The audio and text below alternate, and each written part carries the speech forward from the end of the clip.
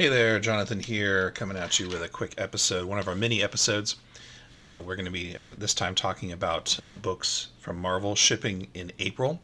Right on the cover, we have The Amazing Spider-Man #1 from Joe Kelly, Pepe Larraz, and John Romita Jr. It's got a nice wraparound cover by Pepe, so that should be exciting. And before that, though, coming inside the book, or inside the previews magazine, we have here Godzilla versus the Incredible Hulk. That should be interesting. And then we have Godzilla versus the Amazing Spider-Man. Not sure if Peter Parker's going to survive that.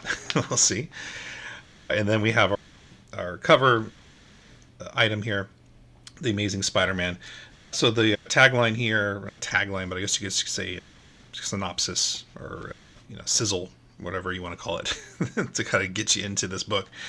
It says, the next era of Amazing Spider-Man has arrived. Peter is, shockingly, without a job and looking for gainful employment. But his job search is interrupted by a rampaging rhino who is but the tip of a sinister iceberg. So that's the just part of the little tag there. It gives us some nice previews of the interior art. It's a nice splash here where Spider-Man against the rhino, and this is the classic Rhino. This is not the the movie version of Rhino that was much maligned. Perhaps more realistic, but it didn't work out too well. So he goes through there. They're tussling in the city, and yeah, it looks pretty good. So nice little intro there for the Amazing Spider-Man #1. And we are going to be graced with issue 2 in the same month, so that's exciting. Got Daredevil, A Cold Day in Hell. Looks like some sort of, after a horrific series of events, the world is in shambles. Matt Murdock is old and his powers have faded to nothing. Matt will not, however, sit by and watch his fellow New Yorkers suffer. So, interesting. So this is like along the same lines as Old Man Logan and those. We have a future version of a character. And of course, the future is going to be bleak. So why can't we have future stories for heroes where they're just retired and they're just having a good time? All right, moving on. We're looking at some more One World Under Doom tie-ins. Superior Avengers. So this features Dr. Doom's son as the leader, and looks like we have Ghost and some version of Magneto. I don't know if it's actually Magneto. These days, these characters seem to have cousins and siblings and kids that have their same powers, so we'll see. Avengers 25, tie-in there for One World Under Doom. And then we have One World Under Doom #3 of 9. It says here, the Avengers have faced Doom and they lost, but Earth still needs avenging. And it's not just the heroes who dislike having Doom in charge. So, read the first issue. This is not a review episode, but I felt like it was interesting, though the pacing felt a little funny in that book. But we'll probably have a review of that book later. So we got some more tie-ins here. Red Hulk, Fantastic Four, Doom Academy, Thunderbolts, Doomstrike, Doom's Division. They're all in on Doom. No surprise, it's the big summer event. Predator versus Spider-Man is up next. Should be an interesting idea because, Spider-Man, out of a lot of, probably between Spider-Man and Wolverine, probably have some of the best chances against a Predator.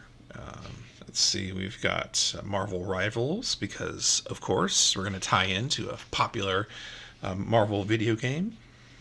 Then we have Wolverine and Kitty Pryde, 1 of 5. Kind of sad it's not an ongoing series because I like the older Wolverine Kitty Pryde series. But Chris Claremont's coming back, so that's going to be cool. I've always liked this duo.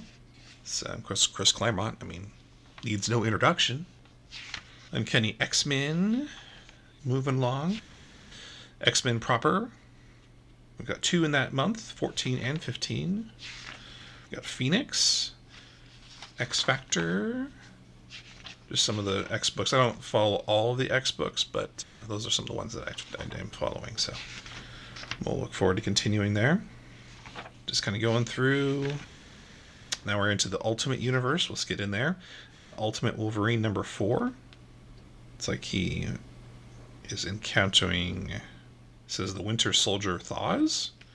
Question mark. Panther. Ultimate Spider-Man. Looks like we're introducing Mysterio. The Ultimates. The War for Asgard. A new hero approaches. I have not... I'll be honest, I haven't been able to actually read the Ultimate books lately. Haven't had time. I have them, the ones that I'm following, but hopefully I'll be able to catch up soon.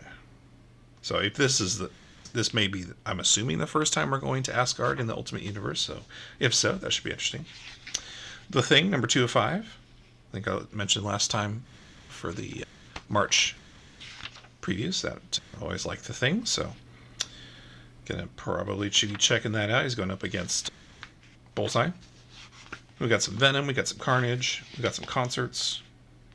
Concert of Champions, a festival bringing together the Marvel Universe's biggest and brightest musical stars. Headliners include Dazzler, K-pop sensation Luna Snow, and many more. Don't know why we need this book, but it's there if that's what you're into. Doctor Strange of Asgard. Interesting concept. Let's see here. We got Your Family Neighborhood Spider-Man 5 of 5, which is, of course, the tie-in to the animated series, which has been good. I've watched the first 3 episodes. Don't know if I need to get this series. Again, I can just pick it up probably on digital. It's not like a major, thing for me to need to look at, if that makes sense. Yeah, I got a limit my comic book purchases. TVA 5 of 5. I know the TVA series, I think it got some negative reviews.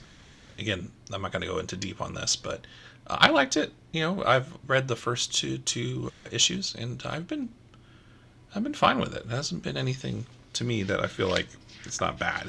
Is it amazing? No, but it's not bad. Not bad. I think we got Thor. We got Incredible Hulk. All right, so then we're going into the licensed section for Marvel. So we got Aliens. We got some facsimile editions. Then we got the Legacy of Vader, which I may go back and pick up. I didn't pick it up before, but I may go back and pick this up.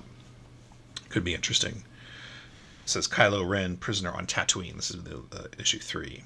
But I might need to go back and get issues 1 and 2, possibly. We'll see. Star Wars Jedi Knights. This is one I'm definitely going to be picking up issue 1 in March, and this will be issue 2 coming up. So that should be cool. Rise of Skywalker. I'm going to skip that one. Got a Star Wars High Republic comic. I read some of the books. I've read some of the comics. Again, it's one of those things where I just don't have the bandwidth to read everything, right? But they've been good. They've been pretty good. So, I don't think I'll pick up that book, but definitely keep my eye on those things. So that about does it for, and then we just got the trades. And that about does it for Marvel previews. So I guess, kind of going back and thinking about this month in April for Marvel, yeah, probably the Wolverine Kitty Pryde series is probably my most anticipated. Because, again, I love that series back before. I don't even remember when it came out. It's been a while. But yeah, so I like that, the old series. And so seeing that back with Chris Claremont at the helm is going to be good, I think. Anyway. So that's probably my personal pick for the month. And then the Amazing Spider-Man number 1 looks good too. So that's probably going to be like a number 2. We'll see how the Doom, One World Under Doom, continues to go. Like I said, the first issue I wasn't super invested in. It was okay, but I was just like, there were some issues with it I had. But we'll talk about that in another episode. So we'll see how that goes. Well, that being said, that does it for this episode. I would like to know what you all think about April when it comes to Marvel books. Are there any that you're interested in? And you can always give us a shout out on our social networks. I've been Jonathan, and you've been listening to Comic Talk Cafe.